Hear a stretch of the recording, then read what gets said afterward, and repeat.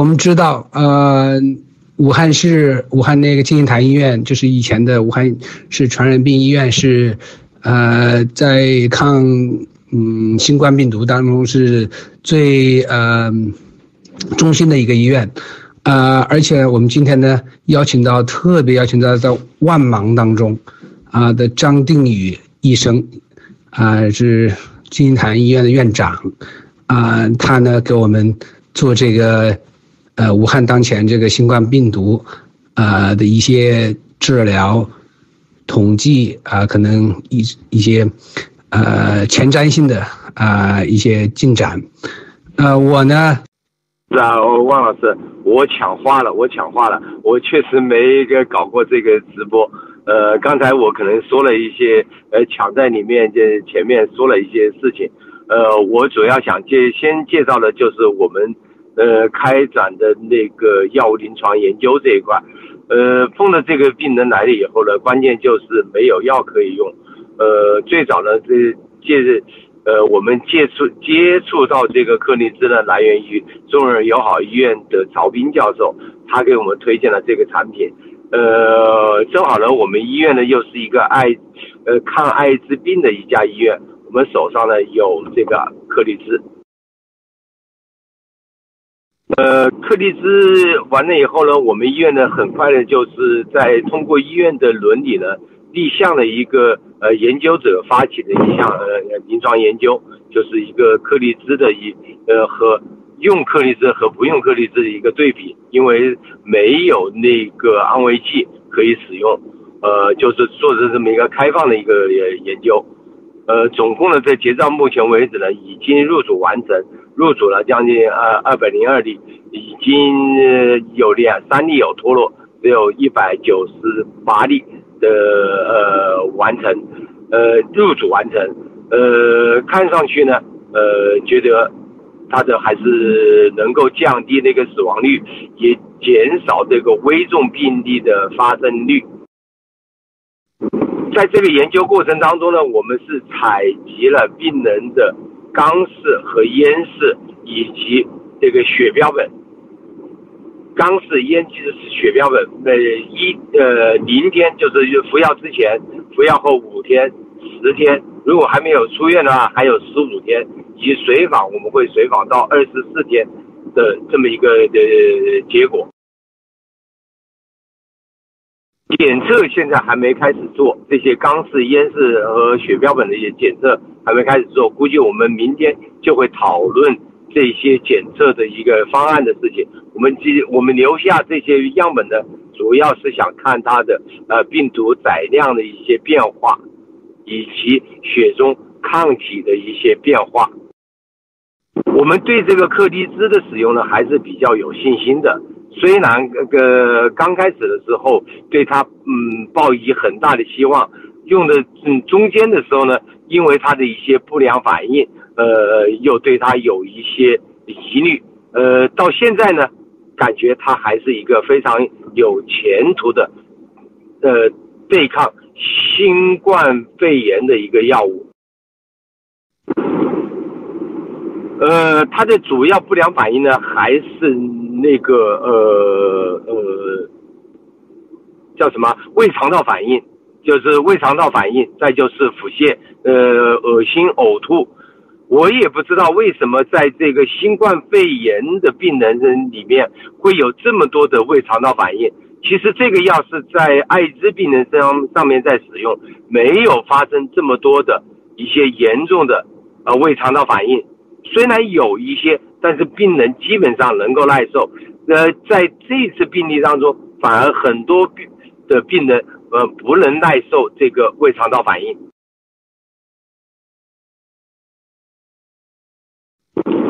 这个药的另外一个问题呢，就是它导致的和药物之间的相互作用，一些降糖药或者贝塔阻滞剂和其他的一些降压药，它所导致的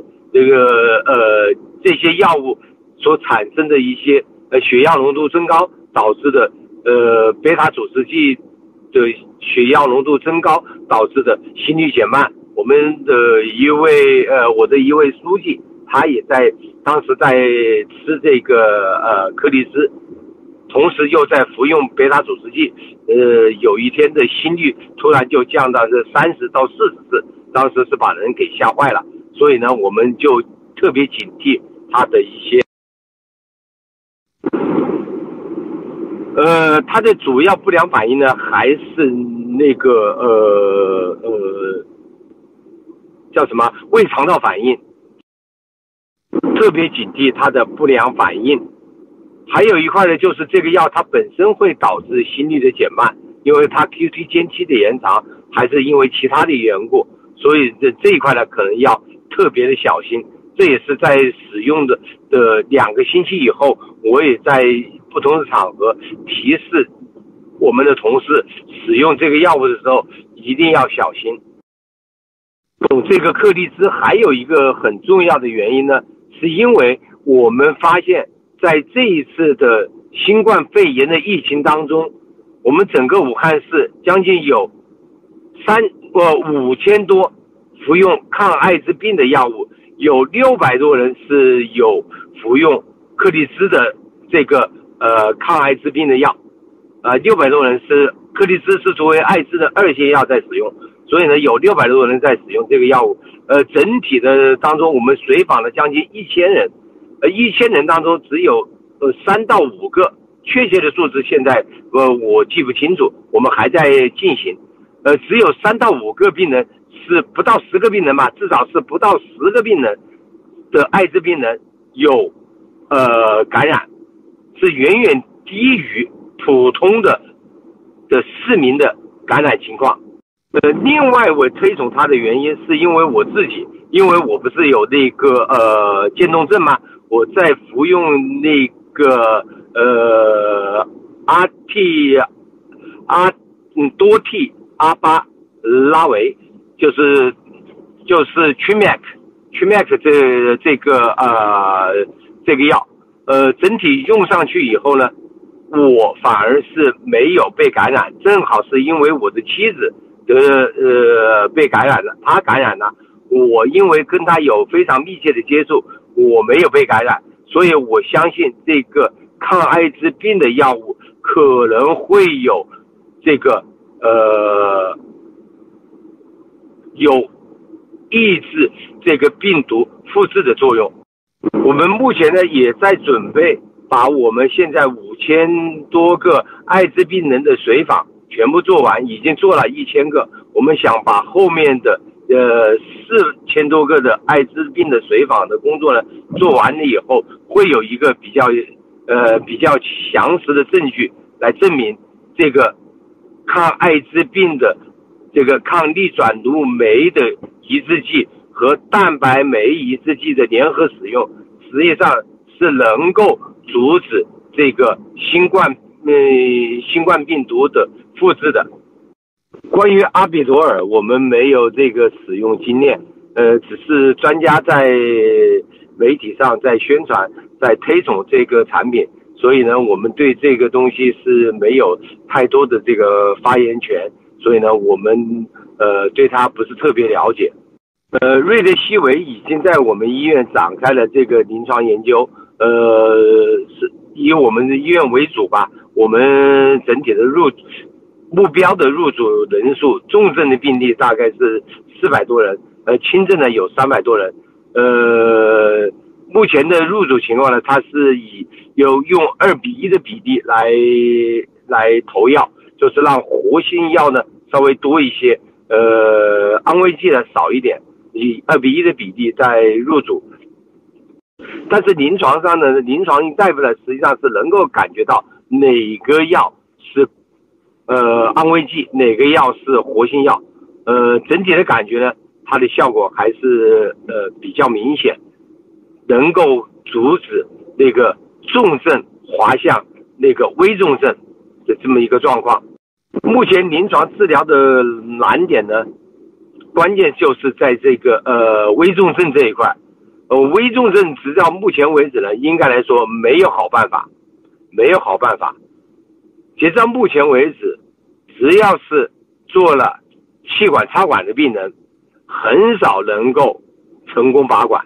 很少能够成功拔管。所以呢，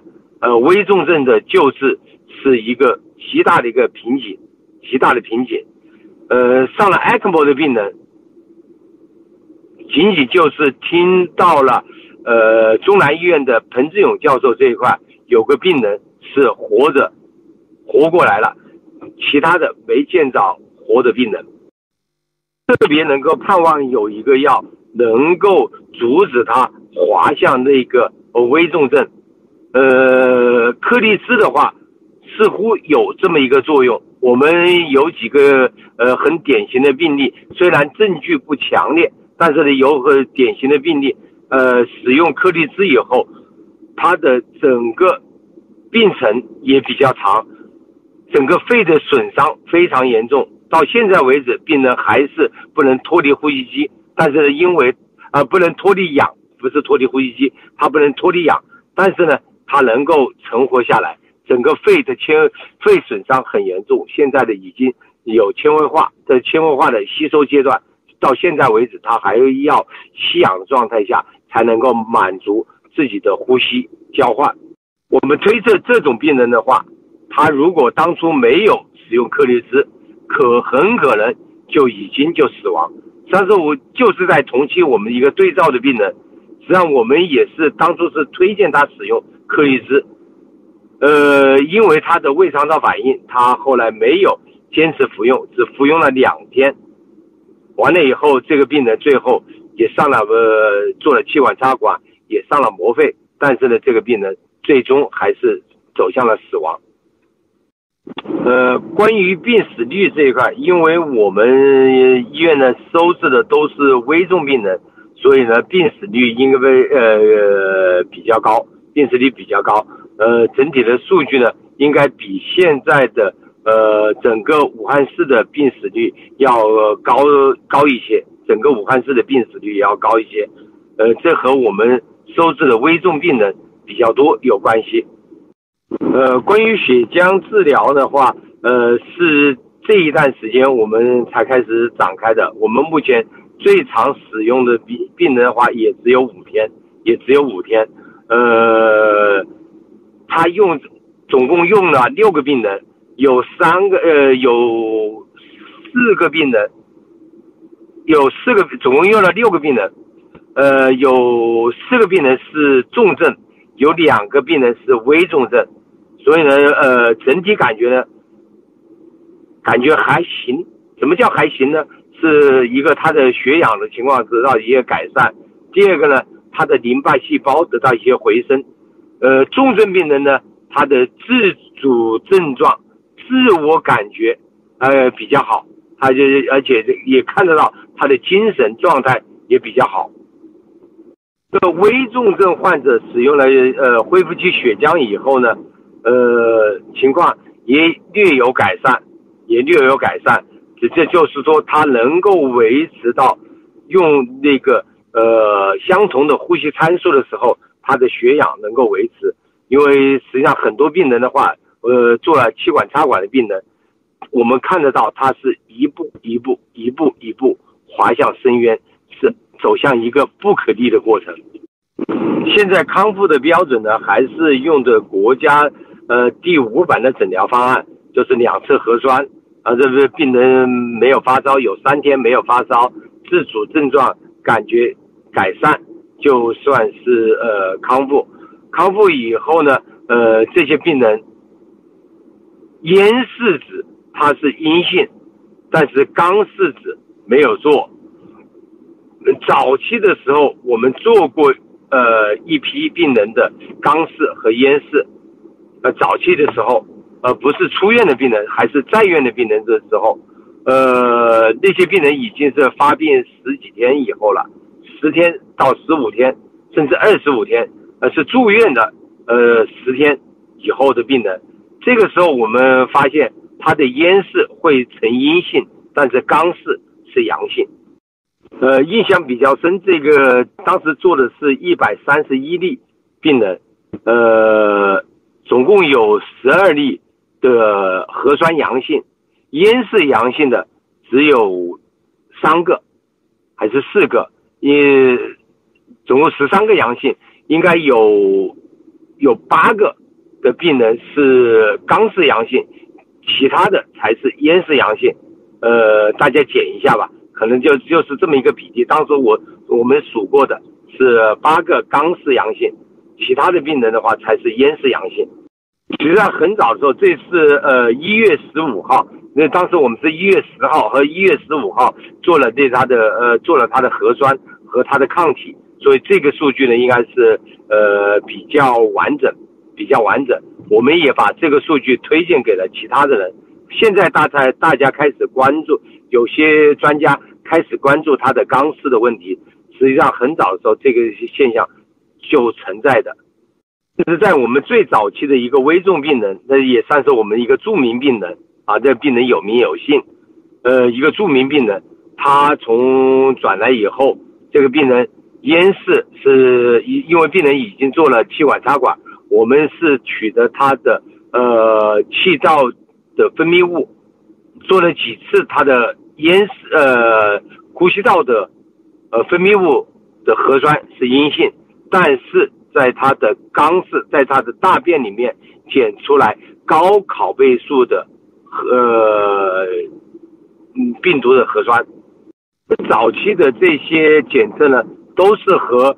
中科院武汉病毒所在联合在做的，就是石正丽研究员下面的另外一个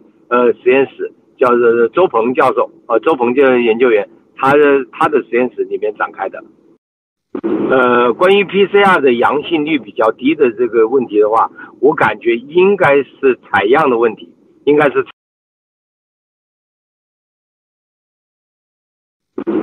关于 PCR 的阳性率比较低的这个问题的话，我感觉应该是采样的问题，这就可以回溯到这个我们最早的这个病例发现的这么一个问题。病人，我们第一组的7个病人，当时是我了解到，武汉市 CDC 他当时给这7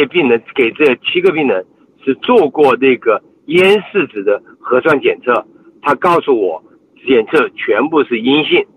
当时是武汉 CDC 是有能力检测他的核酸的，检测的核酸全部是阴性。这个核酸当时是涵盖这个 SARS 的核酸，SARS 冠状病毒的核酸。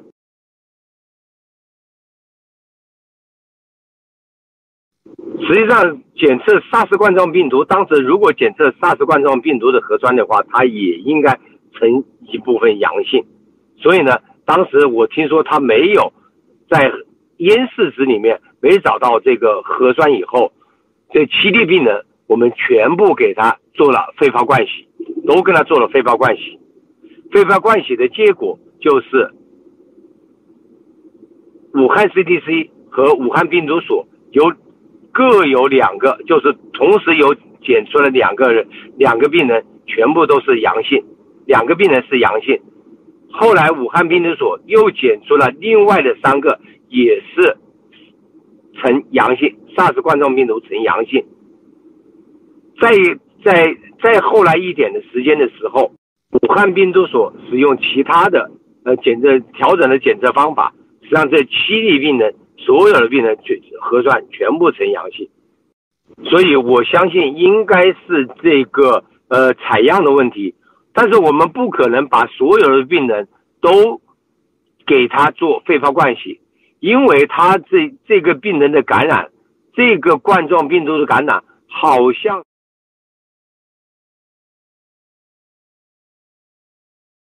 所以我相信应该是这个采样的问题，但是我们不可能把所有的病人都给他做肺泡灌洗，因为他这个病人的感染，这个冠状病毒的感染好像是先到肺底，肺的末端的感染，肺泡里面的感染的病毒足够多以后，才会到上呼吸道，才会到咽部，而不是从上往下，给人的感觉是从下向上这么一个感觉。这个感觉呢，也是同济医院的赵建平教授他的一个感觉，他读到这个放射的片子的时候，也是这么一个感觉。感觉到早期这些病人的话，都只是在肺体上面有一颗几个病毒的这么一个感染啊，呈毛玻璃样的改变，到后来就一片一片的往上面再感染，逐渐成为了一个叫做是所谓白肺的这一个改变。而这个白肺呢，又不同于其他以前的一些渗出性的一些改变，它主要是一些间质性的改变，这样导致的病人呢完全是干咳，他完全是干咳。如果没有合并细菌感染的时候，病人全部是干咳，他没有痰，咳不出痰出来。他的这个白肺的改变的话，主要是间质的一些渗出导致的一个实变的一个过程，而不是真正的渗出性的一个改变。这又要回到我们刚才说到的那个危重病人抢救这一块，因为前期我们以前就是在2017年的时候，我们医院也收治了大量的禽流感病人。禽流感病人的话，他的分泌物非常多，你给他上了膜肺以后，很多病人很快在3到5天他就可以测基。而且病人的变化，用上膜肺以后，病人的变化是一天一个变化，他很快开始是白肺，很快他就肺会被透亮，完了以后逐渐有吸收，5天6天甚至1周以后，他很多病人都能够脱基，都能够测下膜肺。而现在为止，所有的病人只要用了膜肺的，我们医院或者我知道的医院，我们在使用过程当中，我刚才还